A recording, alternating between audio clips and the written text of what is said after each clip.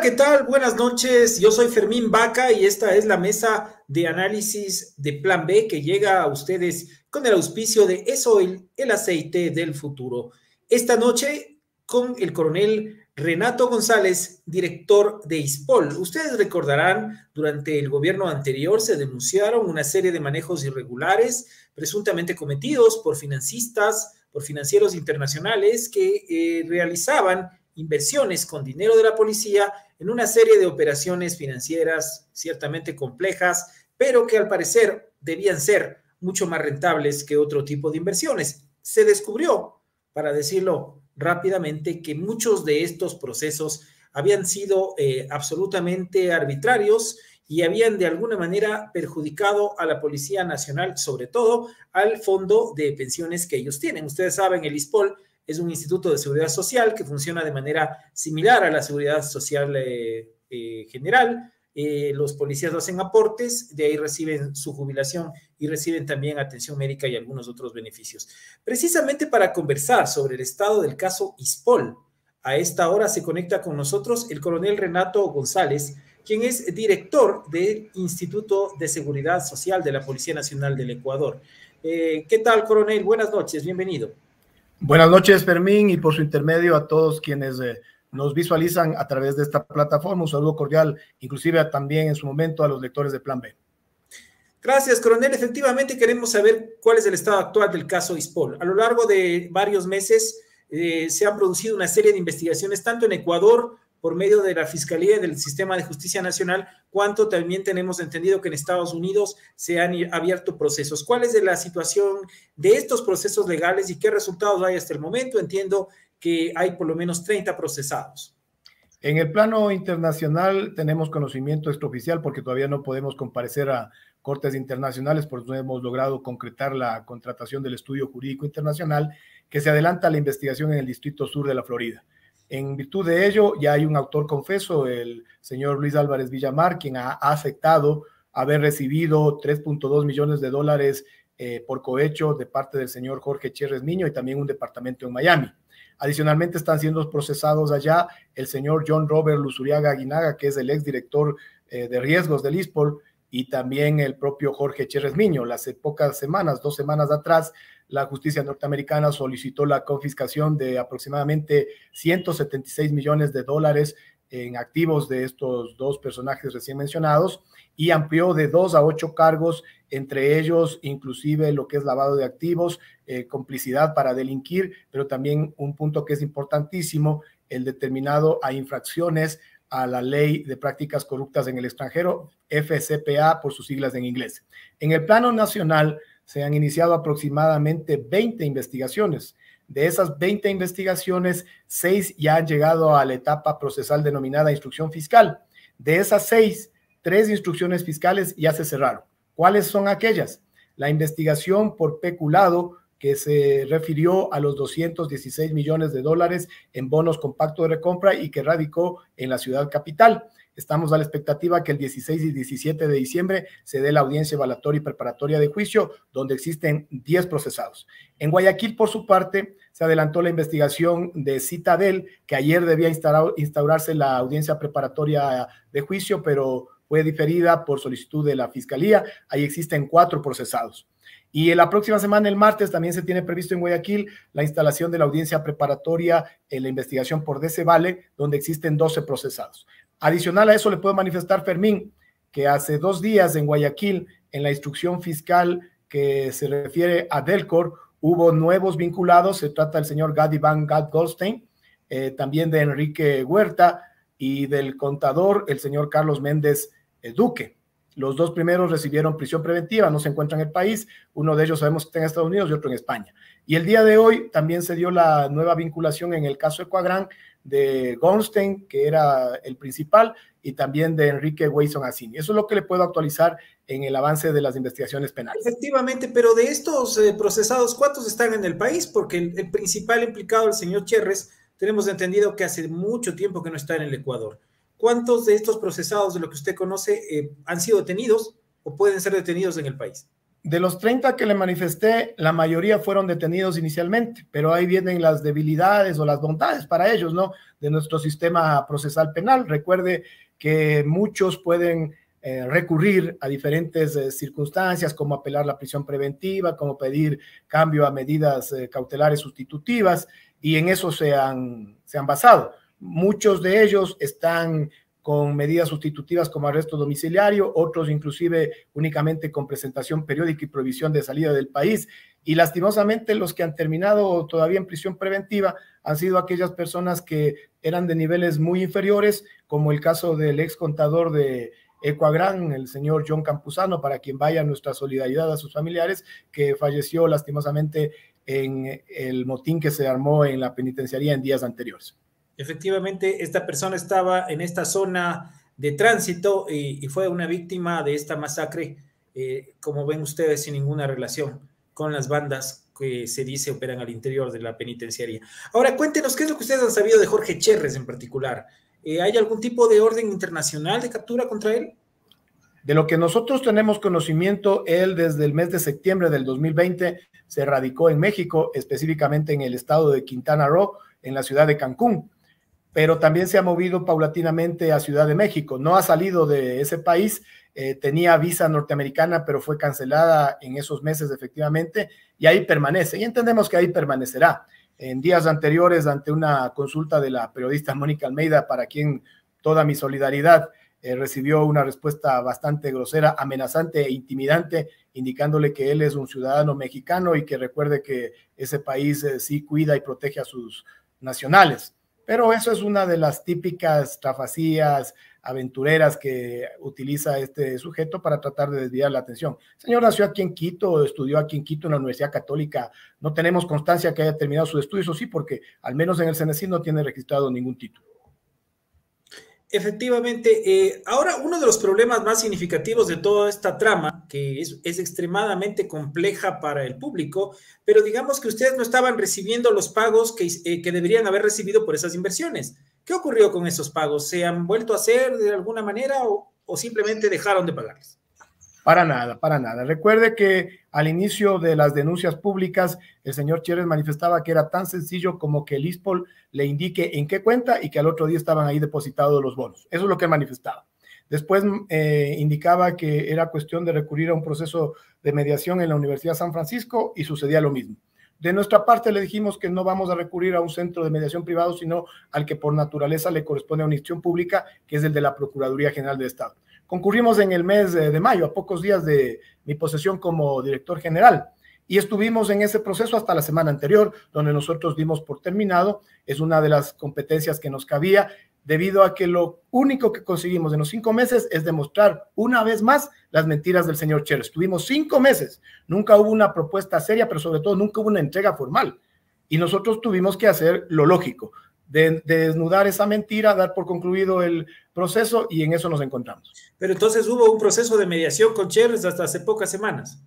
Un proceso de falsedades, pero nosotros tuvimos que recurrir para desnudar. Si no lo hacíamos, le dábamos la oportunidad de que él se siga victimizando, que el ISPOL no quiere recibir. Vea, mi oficina está, de donde me estoy transmitiendo en este momento, en la Chiris y Telégrafo 10º piso. Si el señor Cherres quiere venirnos a entregar o quiere mandar a través de sus abogados los bonos que nos debe o quiere realizar pagos, bienvenido sea, le debemos de invitar inclusive un café, aquí no tratamos mal. Pero en resumen, hasta el momento ni pagan, ni devuelven, ni responden. Absolutamente nada. Los pagos se empezaron a atrasar en el mes de noviembre del 2019. ¿Y por qué?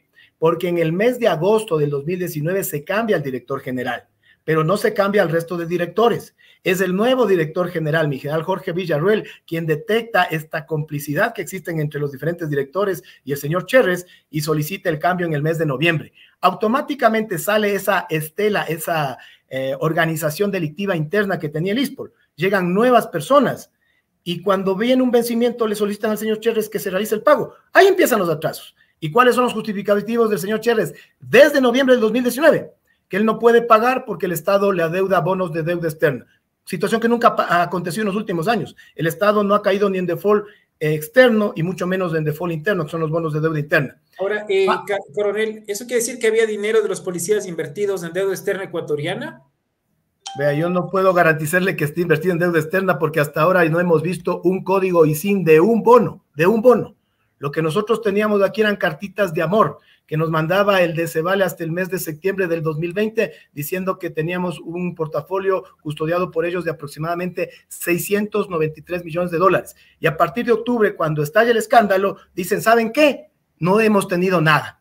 Aquí únicamente ha sido un abusivo funcionario como Luis Álvarez Villamar, que se ha coludido con el señor Cherres y otro, y les ha sabido estafar a ustedes y les ha sabido mandar estados de cuenta falsos. Y lo único que tenemos aquí es un email del propio señor Cherres al señor Álvarez, donde le manda un estado de cuenta de un supuesto subcustodio internacional denominado Institutional Custody Service. ¿Sabe de quién es Institutional Custody Service? Del propio señor Cherres. Pero pedimos a la Superintendencia de Mercado de Valores de Panamá que nos certifique la existencia de Institutional Custody Service, ICS, de Ecuador High Yield Bond Funding y de IFCOR Investment, las tres empresas de Cherres, y nos respondieron que las empresas están ahí, inscritas, pero no tienen licencia para operar, es decir, 693 millones entregados a empresas de papel. Esa es la realidad. Coronel, vamos a lo que ocurrió esta semana. El ex ministro del Interior, José Serrano, se presentó en la Comisión de Fiscalización y presentó un documento, una serie de cuadros, entre estas una certificación del propio ISPOL sobre cuáles han sido los montos de las inversiones en bonos, y él dice que se produce la mayor cantidad de inversiones o de operaciones con bonos entre 2018 y 2020 y atribuye esto a la exministra de Gobierno, María Paula Romo. ¿Cómo explica usted estos cuadros que presenta José Serrano, que al parecer evidenciarían que efectivamente hubo operaciones muy significativas durante la gestión de Romo? Fácil, sencillo, simplemente es cuestión de conocer al personaje. Él hablaba de medias mentiras, de verdades a medias. Yo le voy a hablar de verdades enteras. Señor Serrano, lo que presentó fue esto. Esto es lo que él presentó. Pero presentó solo la primera hoja y la hoja correspondiente a las firmas. Lo que él no presentó es la penúltima hoja. Esta es la que él no presentó. ¿De qué se trata este informe? Que el señor, claro, fiel a su estilo, lo manifiesta. Y aquí les pongo en pantalla para que lo puedan capturar, inclusive en imagen.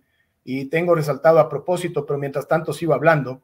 El señor Serrano, fiel a su estilo, que nosotros ya lo conocemos, no es nada sorpresivo, de crear un ambiente de misterio, de hablar de policías valientes que se han acercado a él por confianza y de que solicita que les conserven la integridad porque les puede pasar de todo y que va a hacer entrega de documentos, pero especialísimos, ocultos. No es ningún documento oculto. En primer lugar, se trata de un informe realizado por esta nueva administración del ISPOL en ese entonces, en el 2020, donde narran todas las novedades de estos bonos con pacto de compra que llegan a la cantidad de 216 millones de dólares. Pero la cosa no queda ahí, pues. Como ustedes pueden apreciar, en la penúltima hoja se dice qué es lo que se hizo con esa información. En primer lugar, la doctora María Paula Romo remitió a la Contraloría General del Estado estas novedades. En segundo lugar, de ahí nace la necesidad de contratar un estudio jurídico para la recuperación de estos valores. Pero el tercer lugar es lo importantísimo. Se manifiesta que ya se presentó una semana atrás, el 7 de agosto de 2019, la denuncia penal para que se investigue a David Proaño, a John Luz Uriaga, a Rafael Núquez y a Jorge Cherres. Esta es la punta de inicio de la investigación que le manifesté por peculado, que ha concluido en Quito y que estamos a la expectativa que el 16 y 17 de diciembre se dé la audiencia perpetua del juicio. No es como dice el señor Serrano, que es un documento oculto, que tres valientes policías le han hecho llegar. Una falsedad más. Estas son verdades completas. Pero, coronel, entiendo que la señora Romo ha dicho que se trata de una operación relacionada con deuda externa ecuatoriana, con la renegociación de la deuda externa. ¿Cómo fue esto? Esa es la intención de Serrano, confundir lo uno con lo otro. Permítame enseñarles nuevamente una lámina que es muy importante que conozca a la ciudadanía ecuatoriana y que también la voy a mantener en pantalla para irles explicando. Esto es lo que sucedió a breves rasgos en el ISPOL. El ISPOL tenía en la fecha de descubrimientos aproximadamente 1.550 millones de dólares en su capital. De esos 600 millones de dólares estaban entregados en préstamos y es lo único saludable que tenemos hasta el momento, que además es lo más rentable porque produce un rendimiento del 9.35%. Ya nos hubiera encantado que el 80, el 90% de las inversiones estén en préstamos a nuestros afiliados, inclusive cumpliendo un rol social. Los otros 950 millones son los que están en la incertidumbre. Pero de estos 950 millones hay que dividirlos en segmentos, y esta es la parte intelectual que normalmente utilizan el mismo señor Cherres, el mismo señor Serrano y David Proaño. Todos ellos se coordinan, es la misma versión. ¿Qué es lo que tenemos? En primer lugar, el tramo correspondiente a una mal llamada Operación Swap, donde el ISPOL tenía 327 millones de dólares en bonos de deuda interna y le ofrecieron canjearlos por bonos de deuda externa, que no nos los entregaron. Lo que se emitieron fueron los denominados GDN por el banco Citibank de Nueva York, y que tampoco los recibió el ISPOL, los recibió IFCOR, empresa del señor Cherres. Esa es la mal llamada Operación Swap, de las cuales, de los 327 millones del remanente, hemos logrado inmovilizar en el Banco Central del Ecuador, casi 266 millones. El segundo tramo que ustedes pueden apreciar son los bonos con pacto de recompra, 216 millones de dólares. ¿Qué significa este tramo? Una persona que tenía bonos, que ya tenía bonos en su poder, le ofertaba al ISPOL por decirles 10 millones de dólares en bonos, y los bonos quedaban en garantía. Se comprometía en venir a recomprarlos luego de un tiempo. ¿Cuál es el inconveniente de este tramo? Que la ley de mercado de valores establece el reporto bursátil, que debe tener máximo 180 días de duración, prohibida la reinversión, el bono tiene que quedar en garantía en un custodio y además registrarse en el catastro público. Aquí se inventaron una figura denominada reporto privado. ¿Para hacer qué? Contratos de más de 500 días, cuando venía un vencimiento, lo que se hacía es una especie de pirámide Ponzi, se fingía una nueva inversión y nunca se recibía el capital. En el mejor de los casos nos pagan solo el interés. Pero además, los bonos nunca quedaron en poder del ISPOL, quedaron en poder del señor Cherres. Mire la barbaridad. Si hubiera sido sano ese tramo, en una venta de 10 millones, hubiéramos recibido casi 15 millones para tener un margen de fluctuación. Estos bonos con pacto de recompra es la instrucción fiscal que terminó en Quito. Hasta ahí creo que estoy siendo claro. Y el tercer tramo son los bonos puros.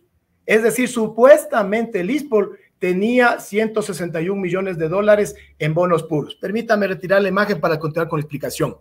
Como ese era el estado de cuenta que le remitía el DCVALE al ISPOL hasta septiembre del 2020, ante el proceso de renegociación de la deuda que empieza en mayo del 2020, el Consejo Directivo, con esta información, decide acogerse al proceso de renegociación de la deuda externa, que era lo más favorable, porque era un proceso de casi 18 mil millones de dólares, donde el ISPOL supuestamente tenía 161 millones. Si el ISPOL no se acogía, lo que hubiera ocurrido es que el Estado ecuatoriano nos hubiera aplicado las peores condiciones. ¿Y por qué digo supuestamente? Porque hay un acta que la presenta también con misterio el señor Serrano, y que no, que aquí vamos a ver el segundo delito. ¿Qué es lo bueno? Que ya no niega el primer delito, y de sus amigos, ¿no? Ya no niega el primer delito, ya él también reconoce que sí hay un desfalco al ISPOL, pero dice, pero hay un segundo delito con el que trataban de tapar el primero. El delito de Cherres trataba de ser tapado para evitar que se descubra este supuesto peculado. En primer lugar, si hablamos de un proceso de renegociación de la deuda externa, público, transparente, ¿de qué peculado hablamos? Pero en segundo lugar, el Consejo Directivo se reúne con esa información que tenía del DCVALE y acepta la propuesta de renegociación y le comunica al DCVALE para que vote, y el DCVALE le emite una supuesta certificación de que votó. Pasa el tiempo y el DCVALE dice, ¿sabe qué? Yo no le he custodiado nada. ¿Qué implica eso? Que esa acta es inejecutable, pues. Pero además, los que ya conocen de deuda externa no me van a dejar mentir, que si el ISPOL tuviera bajo su control, registrado a nombre del ISPOL, en algún custodio internacional, los bonos de deuda externa, ante un proceso de renegociación de la deuda ecuatoriana, el custodio internacional no le hubiera permitido votar al ISPOL por simple conflicto de intereses. En definitiva, ¿qué es lo que hubo? Hubo una intención del Consejo Directivo del 2020 de acogerse a ese proceso de renegociación, pero es inejecutable, completamente inejecutable. Pero lo presenta el señor Serrano, esa acta, como prueba de un segundo delito denominado peculado. Y eso también lo mezcla con lo que anteriormente ya expliqué referente a este informe interno del ISPOL. Oiga, coronel, ¿usted no cree que deben hacer un mea culpa en las instituciones de seguridad social policial por hacer inversiones que son cuando menos riesgosas? ¿Cómo pueden tener bonos de deuda externa ecuatoriana que pagamos todos los ecuatorianos? No es necesario hacer un mea culpa, es necesario hacer lo que hizo el ISPOL, transparentar, sacar una sarta de delincuentes que estaban aquí enquistados, ponerlos a disposición de la justicia. Inclusive administrativamente hemos cesado a 2 generales, no hemos tenido ningún proceso favorable. sin respeto ni siquiera a las más altas jerarquías. Hemos procedido como corresponde. ¿Qué es lo que sucede? Que aquí estaba una banda organizada al interior del ISPOL, pero coludida con agentes externos, lo hemos dicho varias veces, con el DCVALE, con la Bolsa de Valores de Guayaquil, con el Banco Central, con el mismo Ministerio de Economía y Finanzas, en complicidad, en absoluta complicidad, con la Superintendencia de Bancos, la Superintendencia de Compañías, Valores y Seguros, la propia Contraloría General del Estado. Aquí está metido lo más excelso del poder ecuatoriano. La política ecuatoriana en su conjunto es lo que le atracó al ISPOL. Vamos a otro tema, coronel. En esta sesión de la Asamblea de la Comisión de Fiscalización se presentó un cheque de Jorge Cherres dirigido a María Paula Christiansen, quien fue funcionaria del Ministerio del Interior durante la gestión de José Serrano. ¿Qué es lo que usted nos puede contar sobre el contexto de este cheque presentado en la Asamblea? Bueno, este es el cheque al que usted se refiere. A mí me parece fabuloso lo que sucedió esta semana en el seno de la Comisión de Fiscalización, que primero recalquemos, es un ambiente político, pero es importante porque concurrieron una serie de actores. Mire que nosotros fuimos el lunes de la semana anterior y tuvimos que continuar el martes por lo extenso de nuestra explicación, pero ahí fue productivo. Hacíamos un llamado a que se investigue a los denominados peces gordos, que no se venga a centrar la investigación en estos mandos medios o se nos quiera presentar mañana la cabeza del superintendente de Compañías, Valores y Seguros, abogado Víctor Anchundia, como ya ISPOL dese por servido, se estableció sanciones políticas al superintendente de Compañías, Valores y Seguros y colorín colorado este cuento sacado. No lo vamos a permitir, no somos tan ilusos.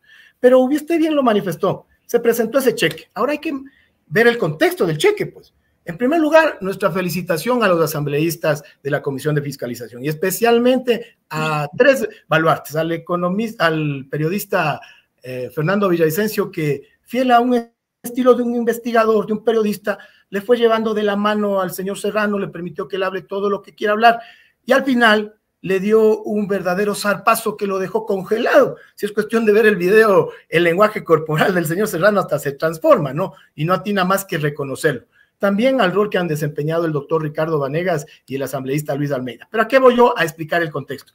La gente, y sobre todo los policías, deberían recordar quién es María Paula Christiansen. Ella es María Paula Christiansen, la exdirectora administrativa del Ministerio del Interior. Cuando normalmente reclaman que hay policías que han fallecido por el uso de unos vehículos patrulleros que además fueron comprados con sobreprecio, debería este rostro directamente venir al imaginario policial. ¿Qué estoy presentando ante ustedes? Las noticias del 2017, cuando la fiscal Claudia Romero denunciaba públicamente haber sido intimidada. ¿Por qué? Por dos hechos fundamentales. Esta noticia fue publicada en el diario La Hora. Por haber investigado los contratos del Ministerio del Interior, en el periodo del señor José Serrano. Pero no solo eso, también pues el proceso de extorsión en la cárcel del Turi, cuando nos dicen cuáles son las causas raíces de la violencia que se vive en las cárceles, aquí tenemos una, la investigación al exdirector de la cárcel del Turi, que era familiar del doctor Serrano. Esa es la noticia publicada en Diario La Hora, pero les voy a presentar igual la noticia publicada en Ecuavisa, que sigue el mismo criterio, ¿no? Ahí la señora fiscal denuncia las intimidaciones que ha recibido por investigar el caso de los contratos del Ministerio Interior, que se refería a los caballos, a la compra de vehículos, de armamento, de chalecos. Pero miren la parte inferior, dice que el jefe de la UIA, de la Unidad de Investigación del Delito de la Policía Nacional, le dijo que él no le investiga a la señora María Paula Christiansen porque corre en riesgo su vida. Literalmente lo que había dicho es que él no investiga a la señora María Paula Christiansen porque eso es topar la piel del doctor Serrano. Y ahí está la continuación de la noticia. El investigarle a Paul Tobar, ¿sabe lo que le ocasionó a la fiscal Claudia Romero? En el primer caso, su hermano, que era servidor público, fue despedido. Su hermana, que era jueza, recibió llamados para ver en dónde está trabajando. ¿Qué concluyó la investigación de la cárcel del Turi? Ratificado el estado de inocencia del señor Paul Tobar, pese a que existían escuchas telefónicas, cuando el señor Paul Tobar le decía a su papá, da hablando con el Pepe para que acabe esto. Esa es la realidad. Y dispusieron esos jueces benignos, muy ágiles, que deberíamos ser investigados. Ellos dispusieron que le investiguen a la fiscal Claudia Romero. Para esa dama, total apoyo, mi respeto, mi consideración por su valentía. Y ahí, a partir de esas investigaciones, Aquí tenemos el rostro de la señora María Paula Christiansen, como ustedes pueden apreciar. Sale la señora en fuga del Ecuador el 1 de noviembre del 2017, el 1 de noviembre del 2017, y ahora tiene un spa en Estados Unidos, pero además son cínicos. Mira el nombre del spa, Mint Design. En inglés, ¿qué significa esto? Diseño de menta, pero Mint es el acrónimo de Ministerio del Interior, así lo utilizaban ellos en su tiempo. ¿Con quién está asociada en Mint Design? Con el ex durísimo de la inteligencia ecuatoriana, el teniente coronel Romy Vallejo. Un año más que yo, nada más, un año más que yo. Un alumno mediocre nada más, ¿no? Yo soy normalmente de las primeras antigüedades. Yo me imagino a veces, digo, ¿en qué parte de la carrera policial me quedé dormido? Que hasta ahora no puedo ponerme ni siquiera un puesto de helados, y aquí asoman florecientes empresarios. La cosa no que es ahí. No ¿Cuál es su teoría sobre el cheque? Porque $230,000 es mucho dinero, y ¿cómo es? La nota del cheque se refiere, al parecer, al spa, del que también tiene la señora Christiansen un local aquí en Cumbayá, en la ciudad de Quito. A eso voy a terminar con el cheque, pues aquí voy a terminar con el cheque. Aquí está el cheque, pero el cheque es importantísimo. Miren la cuenta, miren el número de cuenta del cheque, que es lo fundamental y por qué había que explicar el contexto. La señora Christiansen sale fugada al apuro el 1 de noviembre con dirección a El Salvador y luego llega a Estados Unidos. Y en menos de 2 meses, el señor Cherres le transfiere los $230,000 en enero del 2018. ¿Qué es lo simpático de ese cheque y de esa cuenta? Aquí tenemos la transferencia y la fecha de cumplimiento del cobro. Pero además, esto está en una cooperación internacional, en la foja 27.985 de la cooperación internacional remitida al Ecuador por los Estados Unidos. Pero no es el único cheque, pues. Lo interesante de esto es que hay una serie de cheques para el señor Freddy Corrales. ¿Y por qué doy los nombres? Porque los diferentes fondos previsionales deberían estar atentos a estos nombres. Para el señor Ruston Rodríguez Reyes, y vean las cantidades, ahí están. La cosa no queda ahí, permítanme, tengan un poquito de paciencia, pero esto es importante que se sepa. Para el señor Joseph Sáenz Negrete, un total de 25,000 y 20,000, $45,000. Para el señor César Auquilla, y espero que el asambleísta Luis Almeida esté viendo este video o luego le llegue. El señor César Auquilla Pucuruco, ojalá sea un homónimo, esperemos que no se trate del mismo, pero el señor César Auquillas Pucuruco concurrió a la comisión de fiscalización, y el señor Luis Almeida, el asambleísta, dijo, pero para mí que es culpable porque vino con un afán así medio sospechoso y además acompañado de un abogado. Yo no estoy haciendo juicios de valor, estoy diciendo que se investiguen, pero aquí tenemos cheques del señor Cherres de la misma cuenta para el señor César Auquilla. Veamos si se trata de un homónimo. Pero lo más importante, y esto es lo fundamental para que el universo policial sobre todo comprenda, de esa misma cuenta salieron los cheques por cohecho para el señor John Luz Uriaga. Eso es la realidad. De esa cuenta del TD Bank salieron los cheques para el señor John Luz Uriaga y por los valores que estoy mostrando. Yo tengo en mi poder. Para que el público se ubique, el señor Luz Uriaga era un funcionario civil del ISPOL, ¿verdad? Es el funcionario civil del ISPOL, el ex director de riesgos y que está detenido en Estados Unidos por haber recibido casi $1,300,000 del señor Jorge Cherres. Más o menos $400,000 en efectivo, $300,000 en uso de su tarjeta de crédito y la diferencia en transferencias a sus familiares. Esa es la realidad de los hechos. ¿Quién más, además del señor Luz Uriaga, recibió dinero y sobornos en el ISPOL? Porque estas decisiones debieron contar, como usted señalaba, con el apoyo de una red interna. Esto recién empieza, mi estimado Fermín, esto recién empieza. La cooperación internacional nosotros la vamos a subir en un repositorio para que todos los periodistas que quieran hacerlo y el público en general lo pueda revisar, porque se tratan de 100 cuerpos aproximadamente, es una documentación bastante extensa. Yo entiendo que es muy difícil para una sola persona revisar esto y sobre todo encontrar las conexiones. Por eso ponemos en conocimiento de todos los nombres, para que se sepa, no faltar un fondo profesional que diga, yo conozco al fulano, el sultano es mi jefe de inversiones, el mengano es mi tesorero. Todo eso hay que seguir investigando. Ahora, la señora Christiansen ha dicho que ella misma entregó esa información y un contrato que justifica ese pago. ¿Conocen ustedes algo al respecto? No conozco esos detalles, pero hay que preguntarse lo contrario. ¿Cómo así un ex jefe de la señora Christiansen conoce tanto detalle? Es más, apenas le enseñó el señor Villavicencio el cheque, ni siquiera atinó a negarlo, lo aceptó de inmediato. y además conocía detalles, hablaba del monto, hablaba de la fecha y hablaba inclusive del motivo, ¿no? Hablaba del Spy Store y decía, pero ahí está, pero ahí mire, pero su lenguaje corporal sí se descompuso, ¿no? ¿Cómo así un ex jefe sabe tantos detalles de cheques entre terceros y desde hace 4 años? Eso es lo que hay que preguntarse. Y de la cuenta que le sirvió a Cherres para repartir todos estos cohechos. El exministro Serrano también se refirió a usted, coronel, y recordó un suceso que tuvo relación con esta famosa grabación de los compadritos lindos. Ustedes recordarán una conversación entre Serrano y el ex contralor Carlos Polis, que fue revelada por el fiscal Vaca Bastidas. Carlos Vaca Mancheno, perdón, con quien usted trabajaba como enlace entre la Fiscalía y la Policía. Un policía llamado Dani Ibarra le acusó por medio de una declaración juramentada de que usted le presionó para alterar, modificar ese parte, y Serrano ha reiterado que ha presentado una denuncia contra usted en la Fiscalía. ¿En qué estado está ese caso? No una denuncia, Fermín. Se abrieron como 5 investigaciones en la Fiscalía y como 3 en la Inspectoría General, porque a eso estaba acostumbrado el señor Serrano. Recuerde, y le voy a explicar a la gente el contexto igual de ese audio, ¿no? Eso fue un audio entre el entonces presidente de la Asamblea Nacional, o sea, es algo gravísimo, con un prófugo de la justicia, el señor Carlos Polis Fayoni. Pero el contenido de ese audio, y permítame inclusive recurrir un poco al humor, porque es simpático, ¿no? Cuando dice, hola Carlitos, aquí el problema es Vaca, hermano, este es un miserable, este yo no sé a qué intereses responde, este hasta diciembre no puede ser fiscal general, hay que bajárselo. Ese es el contenido inicial del audio, que dura como 4 minutos, y que hablan ahí de una amiga, la amiga que todavía está sobreviviendo en la Fiscalía General del Estado y está quietita en el proceso de evaluación para no ser descubierta. Creen que nos hemos olvidado, pero ya lo recalcaremos en el momento oportuno. ¿Pero a qué voy yo?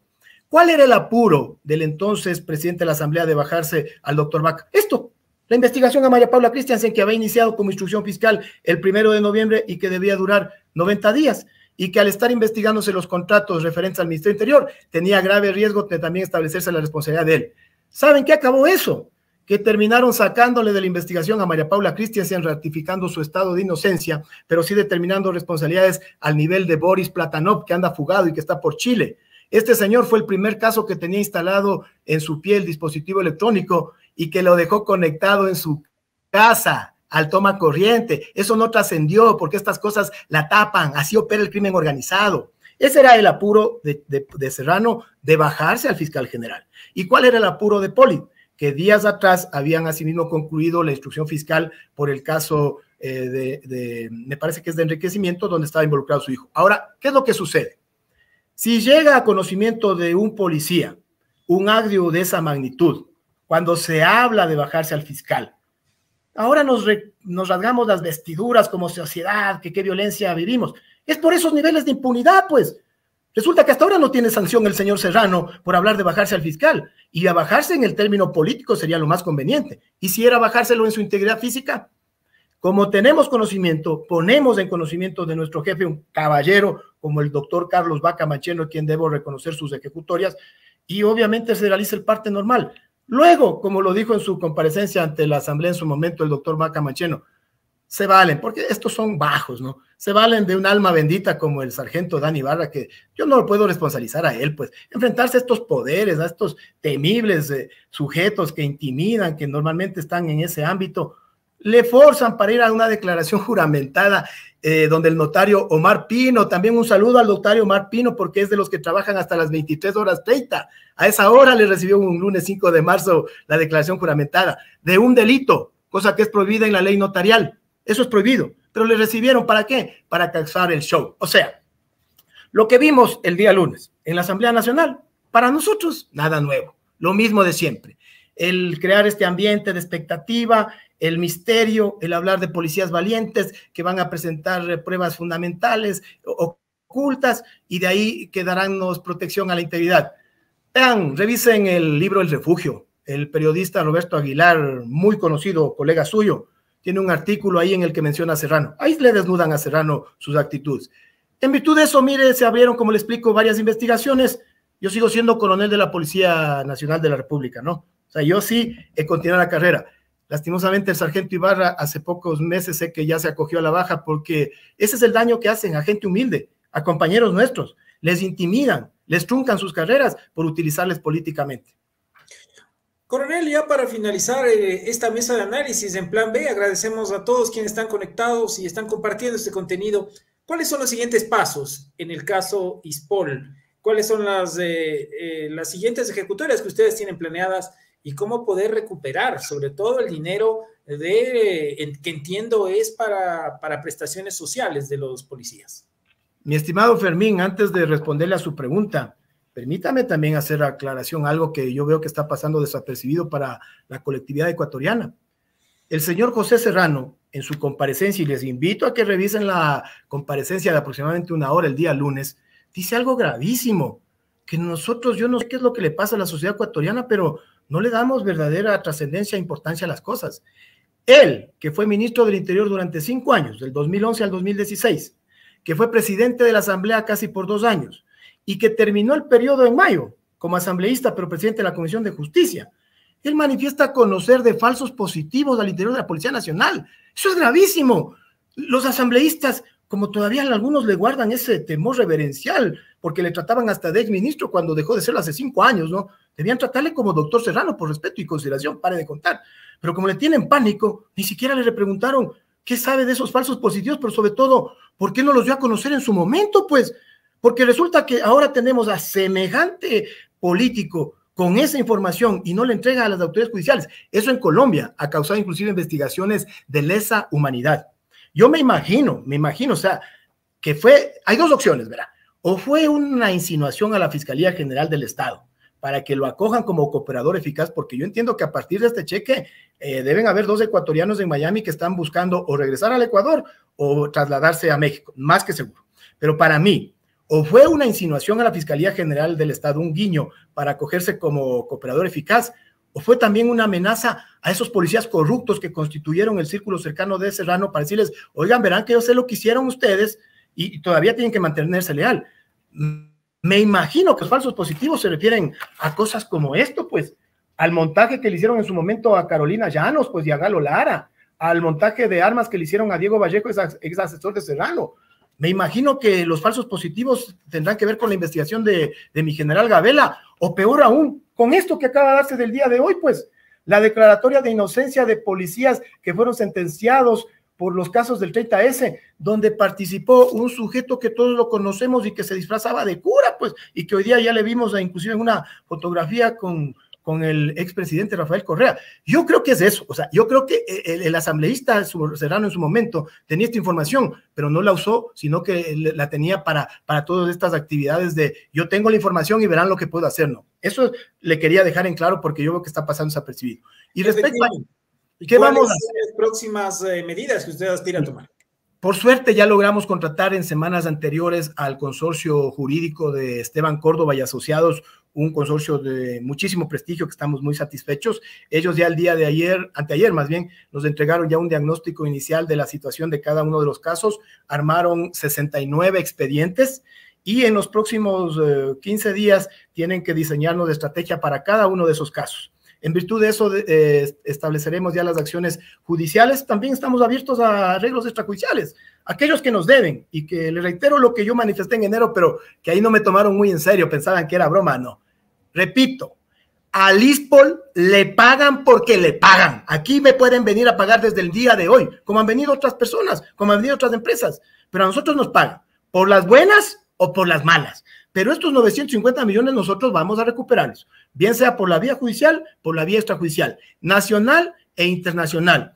Y el mejor de los casos, como calculamos que recuperaremos casi unos 2/3 de lo que nos robaron, el tercio que nos falte, se lo vuelvo a decir por tercera y hasta enésima vez, enjuiciaremos al Citibank Nueva York y a la Fish Corporation y a las instituciones que sea necesario enjuiciar para que nos respondan por el patrimonio de mis 80,000 familias policías que tienen graves repercusiones. Pues usted me decía al inicio, ¿qué repercusiones tiene? Ahí está, pues, el precario estado de salud policial, pues, porque aquí se robaron. El seguro de enfermedad y maternidad llegó a tener 140 millones de dólares. Ya tendríamos en este momento el mejor hospital del país, un referente de tercer nivel, con la tecnología de punta. Pero estos sinvergüenzas lo que hicieron es ultrajarle al ciudadano común y corriente, porque el policía es clase media, clase baja. Nosotros no somos de la alta alcurnia, nosotros no tenemos esos apellidos Goldstein, Wayson, ni nada de que ver. Somos Máximo González nomás. Así es. Bueno, le agradecemos mucho, coronel, por haberse conectado con la mesa de análisis de Plan B. Ha sido el coronel Renato González, él es el director de ISPOL, quien nos ha dado una explicación muy didáctica sobre los bonos y la polémica también con el exministro del Interior, José Serrano. Muchas gracias, coronel. Muchas gracias a usted, Fermín. Un saludo cordial a todo el pueblo ecuatoriano, pero específicamente a nuestros policías, esos que realmente de sol a sol dan su contingente por la seguridad ecuatoriana en todo el territorio. Para ustedes, todos nuestros esfuerzos, toda lucha valdrá su caso y con nosotros cuenten siempre. Muchas gracias. Bueno, este ha sido el mensaje final del coronel Renato González. Les invitamos el día viernes a conectarse con este espacio, con la mesa de análisis de Plan B.